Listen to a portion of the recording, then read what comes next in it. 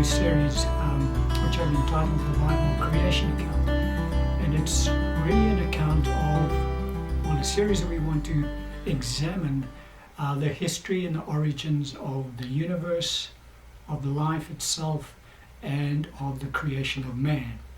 And the reason being is that times have changed basically. In days gone by, it was this particular subject wasn't very important theologically speaking because there was limited knowledge in the earth. And so it was quite possible for Bible teachers around the world to teach the church that God had created the earth and everything in it and the universe and mankind over a period of 6 days literally, and that occurred roughly 6,000 years ago. And because there was no scientific evidence that could refute that viewpoint, it was quite legitimate to teach that. It wasn't important for the church, the saints, to know any differently. However, things have changed, and there is a lot more scientific evidence that is coming to the fore every single day, basically, that very clearly refutes the erroneous teaching that the earth was created 6,000 years ago. Well, everything, the universe and the earth, was created 6,000 years ago over a literal period of 6 days. And so because there is this scientific evidence that has come to the fore which clearly refutes that teaching, it's very important for the church to readdress that teaching and to have a look at what Scripture actually does teach on this subject. And so that's really what this series is all about. We're going to examine what the Bible actually does teach about the creation of the universe, the earth, and including mankind, and thus be able to reconcile that to what is scientifically proven today, and be able to reconcile the two viewpoints, so to speak. And so a scripture that I want to open up with today, because firstly what we do need to do is we do need to correct the error that has been taught to the church over the past. Look, there's a lot of correct teaching that is taught to the church today regarding the creation of God's creation of the universe, mankind, etc. But nevertheless, there's also a lot of distorted teaching that is out there. There's also a lot of scientific facts, so to speak, that is presented, which is in fact demonstrably erroneous. And unless the church is taught correctly along this subject, she can become vulnerable to, being taught, well, this is in fact the truth, when in fact it's not. And so it's important for us to be able to discern, biblically speaking, what is in fact truth and what is in fact error. And so a scripture we want to open with today is in Daniel chapter 12, verse 4. This is the angel Gabriel speaking to Daniel at the end of one of his, really the last vision given to him by the Lord. And this is the comment made by Gabriel. He says, "But you, Daniel, shut up the words and seal the book until the time of the end. Many shall run to and fro, and knowledge shall increase." And so we see that the angel Gabriel makes two predictions about the future in this very short passage. He says that many shall run to and fro, and knowledge shall increase. Well, but that prediction made by Gabriel was made roughly about 2,600 years ago. And both those predictions have since come to pass. And so with regards to the first one that he talks about, many shall run to and fro. If we equate that to worldwide travel in the earth today, we see that that is in fact the case. Because back in Daniel's day, not many were running to and fro throughout the earth. And even as far back as 1950, the nation's World Tourism Organization had done a survey, and they had worked out that roughly 25 million tourist arrivals occurred in the year of 1950. That means that 25 million people traveled around the earth in that particular year. Bringing that over out to today's numbers, 68 years later, that number has now increased to 1.4 billion tourist destinations that have occurred in just the last year. And so we see that that's a 56-fold increase over that 68-year period. And so very clearly, travel in the earth today is increasing exponentially. And so what Gabriel said, many shall run to and fro. It's not talking about in panic. It's just talking about the fact that people are going to be global travelers throughout the earth. And that has come to fruition. We're seeing more and more people traveling throughout the earth. The globe is becoming smaller from that point of view. It's become that much easier for people to be able to travel around the earth. The other point that Gabriel made in that comment, in that discourse that he had with Daniel, is that he said, knowledge shall increase. Now that too has come to pass over the ages. Until the year 1900, human knowledge in the earth was doubling roughly every century. Every 100 years there would be a doubling of the cumulative human knowledge in the earth. That number went to, when we got to the World War II, which was in 1939 to 45, it was estimated that world knowledge doubled every 25 years. So it dropped from 100 years to every 25 years. And today, the average human knowledge is doubling every 13 months. So nearly every year, we're having a doubling of the human knowledge in the earth. IBM has predicted that because of the internet, that in the not too distant future, there will be a doubling of human knowledge in the earth every 12 hours. And so very clearly what Gabriel had said is that knowledge would increase in the earth is really coming to pass. We can see that happening right before our eyes. Doubling every 100 years, over a century ago, just at the turn of the last century, doubling every 25 years during the from World War II, doubling every year roughly at this present point in time, and going into the future, doubling every 12 hours.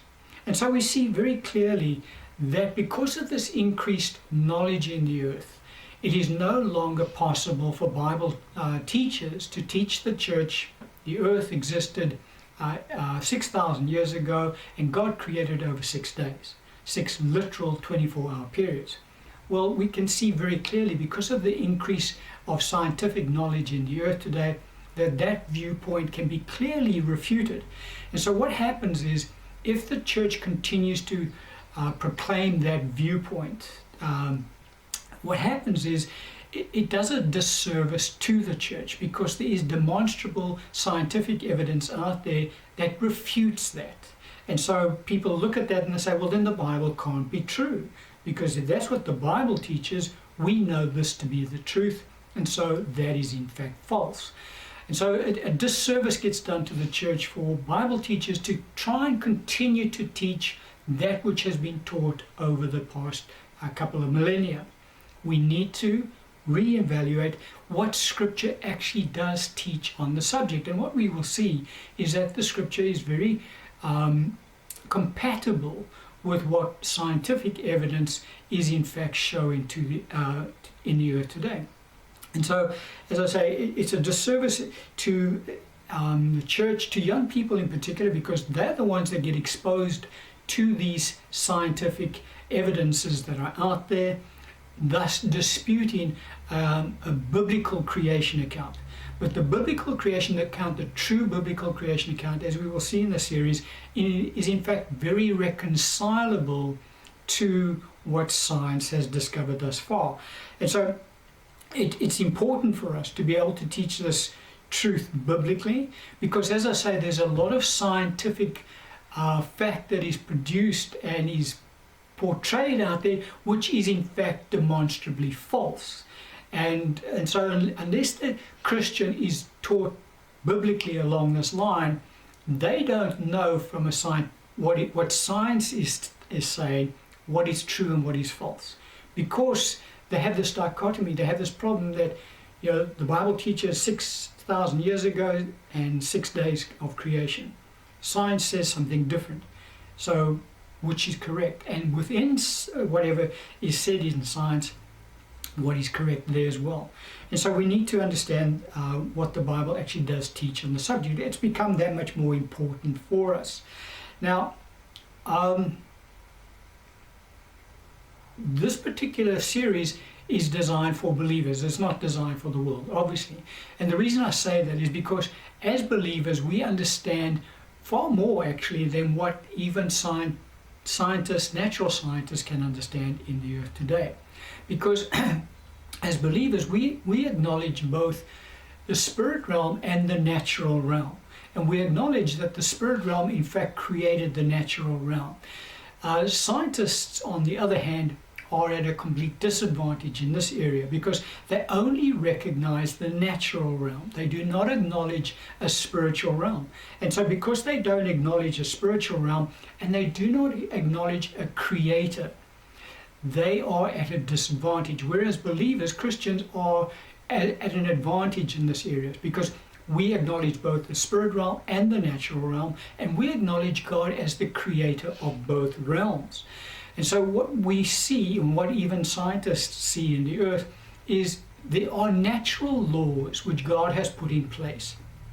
And so the scientists can observe those laws, understand them, but where they hit a stumbling block is they're not able to understand how those laws came into existence.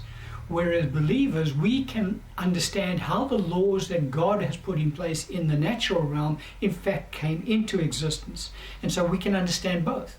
We can understand how those laws came about. We can understand how those laws operate, as scientists do through scientific observation. And so we can understand both sides of the coin, whereas scientists are pretty much limited in their field of study, because they're limited to the natural realm entirely. Now, there is another stumbling block that occurs in the scientific realm, because as we will go through the series, we will see that time and time again in the physical realm, physical materials seemingly out of nowhere appear on the scene. And scientists are at a loss in trying to explain how that happens. And so the way that they overcome it is they come up with fanciful, imaginative theories to try and explain that which is unexplainable in the natural. And the reason they do that is because they've got this problem, because they do not acknowledge a creator. They do not acknowledge God as being a creator, his existence. They do not acknowledge a spiritual realm. And so they're forced to try and come up with these imaginative theories to try and explain aspects of physical creation that are unexplainable. Like, where did the universe actually just come from? And so they come up with imaginative theories like multi-universes, with regards to the creation of man, with regards to the creation of living creatures in the earth. They come up with a theory called evolution. We'll have a look at that theory in this series and see how demonstrably false that theory actually is. But nevertheless, mankind comes up with all these fanciful theories because if they don't, they're forced to acknowledge something else. And that something else is a creator, which they will not do. And so they will try and come up with alternative theories. And so we know that God creates out of nothing, the physical from that which cannot be seen. That's why in Romans the Bible teaches us that God calls those things that do not exist as though they did. And so out of nothing, God creates the physical. And so that is a huge stumbling block to the scientific world in the natural, because they can explain, as I say, the laws of God that He has put in place, because they can observe them, and they're very good at doing that. But how those laws came about, they can't explain. And how physical items came into existence, again, they cannot explain. They have to come up with very imaginative theories, and that's all it is, are theories, in order to try and explain that which I say in the natural is unexplainable. Now, one of the other things we will see in this series is the mechanism that God uses in order to move His creation from one point to the next. And the mechanism that God uses, we pick up in this passage of Scripture, which is in Ephesians chapter 3, verse 8 and 9. The Scripture says, "To me, who am less than the least of all the saints, this grace was given, that I should preach among the Gentiles the unsearchable riches of Christ, and to make all see what is the fellowship of the mystery, which from the beginning of the ages has been hidden in God, who created all things through Jesus Christ." And so we see that one of the mechanisms that the Lord uses in order to bring about life in creation is that He uses this mechanism called ages. And so what God does is He decides when an age begins and when an age ends, and what will transpire during that age, and then moves on to the next age. And so this passage of Scripture talks about the beginning of ages, plural. And so what we see in Scripture very clearly is that there have been many ages that have come and gone up until this particular age in which we live. And so what we want to look at is from the beginning of time, from the beginning, should we say, up until this present age, what ages have transpired and what has transpired in each one of those ages. When did each age begin? When did each age close? And what transpired in each one of those ages? Now, going forward, there are going to be numerous ages as well. We pick that up in Ephesians 2:7. The Bible talks about the fact very clearly that there are future ages, plural, to come. And so that is the mechanism that God uses. One of them, should I say.